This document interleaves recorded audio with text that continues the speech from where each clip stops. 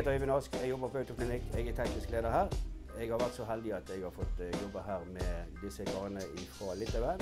De har holdt på her i 7 år, jeg har jobbet her i 2,5 år. Vi driver med alt på bil. Det gjelder service, EU-kontroll, alt fra klimaservice til feilsøking, elektronikk og alt mulig sånt. Det vi merker mer og mer, det er det at vi har mer og mer turbojobber som vi må bytte turbo på. Grunnen er at veldig ofte det er at folk ikke skifter olje på bilene sine, og turbobiler trenger å skifte olje på. Så vi har en veldig god samarbeidspartner med Turbosenter. Det viser seg at vi får veldig gode deler. Vi har ingen reklamasjoner, vi har bare positive ting å si om dem. Så hvis dere vurderer å bytte turbo, så ta turen innom.